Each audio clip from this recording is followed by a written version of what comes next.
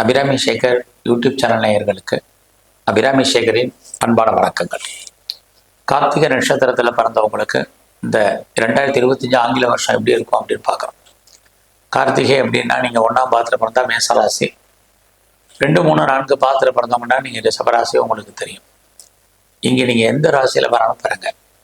நம்ம பார்க்குறது நட்சத்திர பலன்.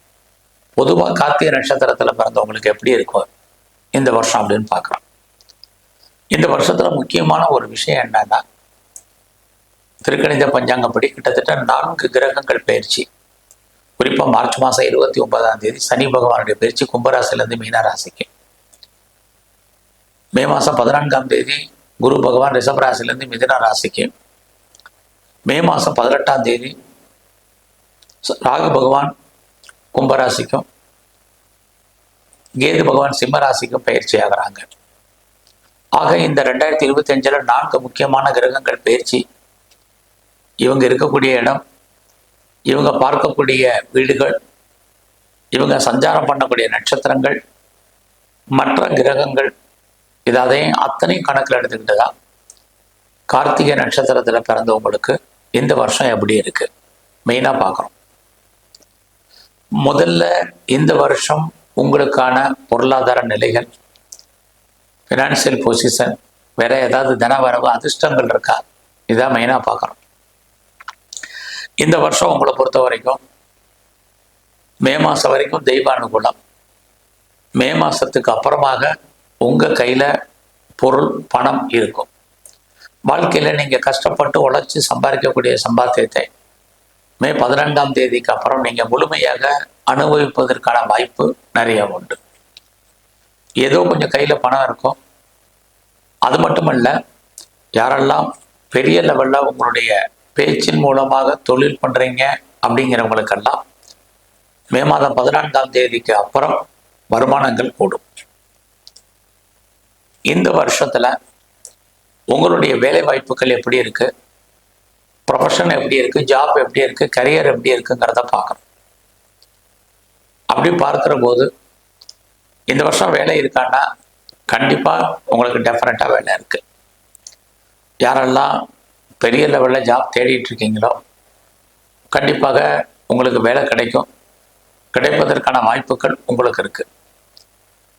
நீங்கள் அது மட்டும் இல்லை, கடந்த காலங்களில் நான் பார்க்க வேலையை விட்டு வெளியில் வந்துட்டேன், எனக்கு பெட்டர் ஜாப் இருக்குமானா கண்டிப்பாக உண்டு. ஆனால் நீங்கள் வேலை தேடுறவங்க யாராக இருந்தாலும், வேலையை விட்டு வெளியில் வந்தாலும் சரி, வெளியேற்றப்பட்டாலும் சரி, கடுமையான போராட்டத்துக்கு அப்புறமா தான் உங்களுக்கு ஜாப் கண்டிப்பாக அமையும்.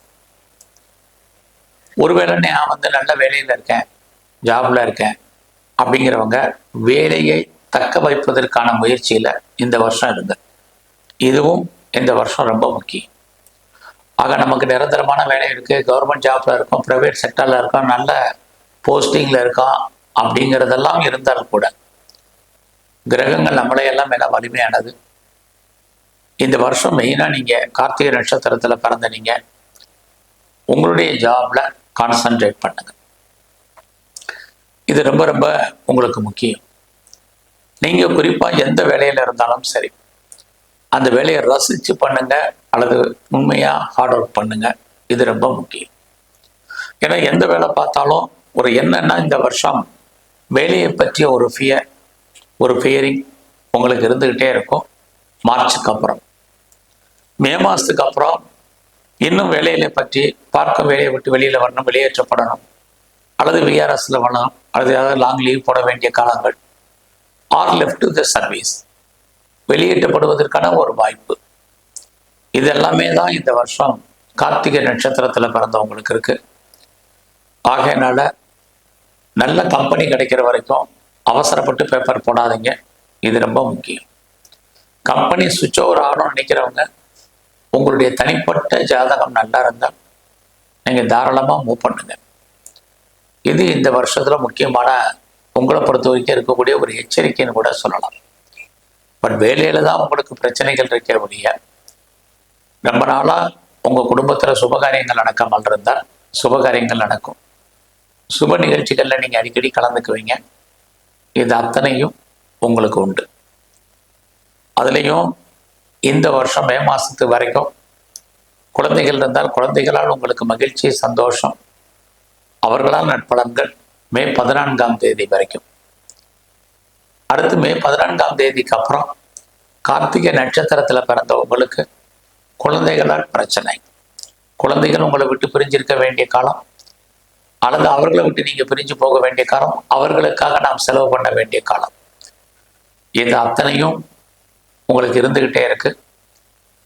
இந்த வருஷத்தில் நீங்கள் அவசரமாக அவசியம் இருந்தவர்களையே லோன் வாங்காதீங்க. லோன் கிடைக்கிறதுலேயே நிறைய போராட்டங்கள் இருக்கு. ரொம்ப ரொம்ப முக்கியமான ஒரு விஷயம், ரொம்ப நாளாக உங்களுக்கு கடன் இருக்கு அப்படிங்கிறவங்களுக்கு கிரக அனுகூலத்தால் இந்த வருஷம் உங்களுக்கு கடன் குறையும். கடன் குறைவதற்கான வாய்ப்புகள் இறையறலால் உங்களுக்கு ஏற்படும்.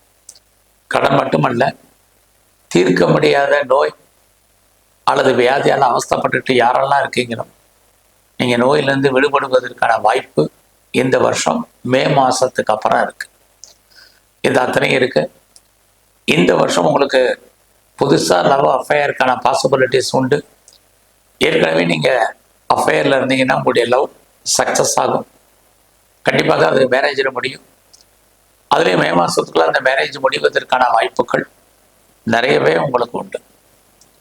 அதுக்கப்புறமும் குடும்பத்தில் சுபகாரியங்கள், சுப நிகழ்ச்சிகள் நடப்பதற்கான வாய்ப்பு, அதில் நீங்கள் அடிக்கடி கலந்து கொள்ளக்கூடிய சந்தர்ப்ப சூழ்நிலைகள், இது அத்தனையும் உங்களுக்கு இருக்கு. இந்த வருஷத்தில் உங்களுடைய பிஸ்னஸ் எப்படி இருக்கு? சொந்த பிஸ்னஸ் நல்லாவே இருக்கும். ஒருவேளை நீங்கள் பார்ட்னர்ஷிப்போடு பிஸ்னஸ் பண்ணீங்கன்னா மே 14ஆம் தேதிக்கு அப்புறம் பார்ட்னருக்காக நீங்கள் உழைப்பீங்க, அல்லது பார்ட்னர் லாபம் அடைவார். இது ரெண்டுமே நடக்கும்.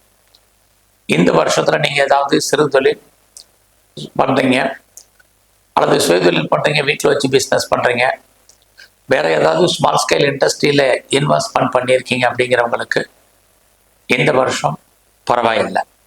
ஸோ ஏதாவது நீங்கள் ஆன்லைன் பிஸ்னஸ் பண்ணுறீங்க, வீட்டில் வச்சு பண்ணிகிட்ருக்கீங்க, பரவாயில்லாமல் உங்களுக்கு இருக்கும். இந்த வருஷத்தில் ரொம்ப நாளாக திருமணம் நடக்காதவங்களுக்கு கண்டிப்பாக திருமணம் நடப்பதற்கான வாய்ப்புகள் நிறைய இருக்குது உங்களுக்கு. அந்த திருமணம் நல்லபடியாக உங்களுக்கு மகிழ்ச்சி, சந்தோஷத்தை கொடுப்பதாக அமையும்.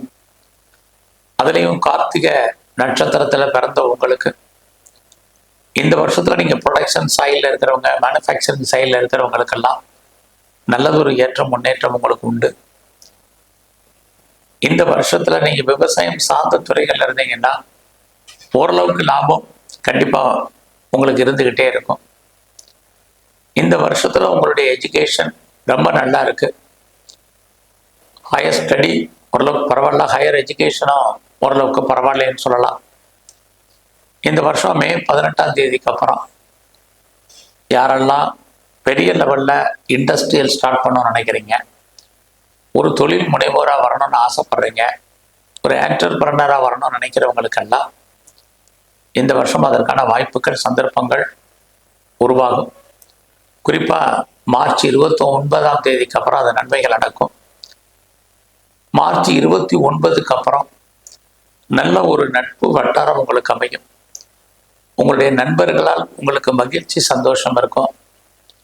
அந்த காலங்களில் நம்முடைய மூத்த சகோதரர்கள் இருக்காங்க, சகோதரிகள் இருக்காங்க, அவர்களால் நமக்கு நன்மைகள் உண்டு. இது அத்தனையும் கார்த்திகை நட்சத்திரத்தில் பிறந்தவங்களுக்கு இருக்கு. இந்த வருஷத்தில் நீங்கள் பெரிய லெவலில் ஷேர்ஸில் இன்வெஸ்ட்மெண்ட் பண்ணுறது, ட்ரேடிங் பண்ணுறது, ஆன்லைன் பிஸ்னஸ் பண்ணுறது, அடைக்கு வாசிங்க, எல்லாமே லாபம் வர்ற மாதிரி தோற்றம் நார்மலாக உங்களுக்கு இருந்துகிட்டு இருக்கு. யாரெல்லாம் கலைத்துறையில் இருக்கீங்களோ புகழ், அந்தஸ்து கிடைக்கும். இந்த வருஷம் முழுவதுமே நீங்கள் சிவ வழிபாடு ரொம்ப ரொம்ப முக்கியம். அது எல்லாவற்றை காட்டிலும் ஞாயிற்றுக்கிழமை எவ்வளோ தூரத்துக்கு நீங்கள் கார்த்திகை நட்சத்திரத்தில் பிறந்த நீங்கள் நான்வெஜ்ஜை அவாய்ட் பண்ணுறீங்களோ அவ்வளோ தூரத்துக்கு உங்களுடைய வாழ்க்கையில் உங்களுடைய விருப்பம், எண்ணம், ஆசை, அபிலாசை அத்தனையும் பூர்த்தியாகும். நன்றி, வணக்கம்.